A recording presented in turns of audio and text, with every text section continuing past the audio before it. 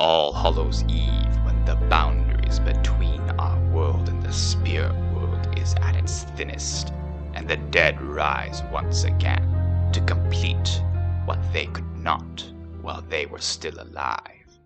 With Halloween just around the corner, we here at RABL thought that it would be fun to do a map maker that was related to the spookiest and the best of the factions, the Barony of Loth. And if you've played the campaigns, then you know that nothing screams Loth more than your screen suddenly growing darker as the game weather changes to nighttime. My name is Forde, and this week's topic is how to change the weather in the Songs of Conquest map maker. That way, we can still add a bit of spookiness in our game, despite the fact that Rise Eternal DLC is being postponed. Wait, postponed? Did I read that right? Hey, David, I think there's a mistake in the script. David, please say it ain't so. David, where's Thomas? I want to talk to Thomas! In No! the Songs of Conquest, four factions rise with power and strategy. The default weather for the map can be accessed by opening up the map settings by clicking the three dots at the top left of the screen. There, you can set the time of day as well as the amount of rain, wind, and thunder that the player will experience. Keep in mind that all of these are purely visual effects. Nothing in this video is actually going to affect the gameplay of your map. In addition to the changing of the default weather, you can place atmosphere nodes, which are found in the Utilities tab of the map maker.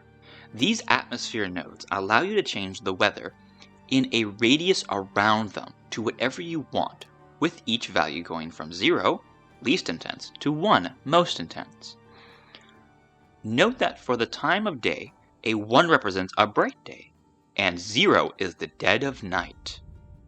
If you want to change the weather midway through the game, we have a few options for triggers that you can use. Any object that a player can interact with, as well as area triggers and auto triggers that can be used for this. But we'll just be using a humble pouch of gold for this. If you go to the Interactions tab, you'll see that you can set the trigger effect to Atmosphere, which will change the weather for the entire map when you interact with the object. When doing this, you have three choices. You can add to the weather, causing the conditions to get slightly worse or slightly better. You can reset the weather, returning it to the map default, or you can set the weather to whatever you want. For each of these options, you can also choose whether or not they affect the weather nodes on the map. But Ford, I don't want to affect the entire map. I want to just toggle off and on the weather effect in a specific location. Well, don't I have a solution for you? Except, interestingly, I don't use the atmosphere trigger at all. To do this, place a weather node and set it to the weather you want.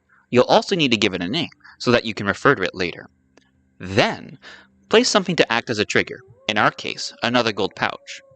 Here, we're going to use the map entity option as the trigger. This lets you activate or deactivate an object that you have placed on the map, and can be used to make pretty much anything disappear, including settlements, which is pretty funny. So anyway, once you've selected the map entity trigger type, we're going to select the weather node we just created from the list of objects. And now, whenever a player interacts with this gold pouch, the weather node will disappear, and the area will transform to the map default. If we copy the pouch and instead click the Enable box of the trigger menu, it will instead cause the weather node to appear, letting you toggle between the two different states at will. I hope that you've enjoyed this video, and have learned something about weather nodes in the Songs of Conquest map maker. If you end up using any interesting weather effects in one of your own maps, let us know in the comments down below. I've been Forde, and until we see you in the next song,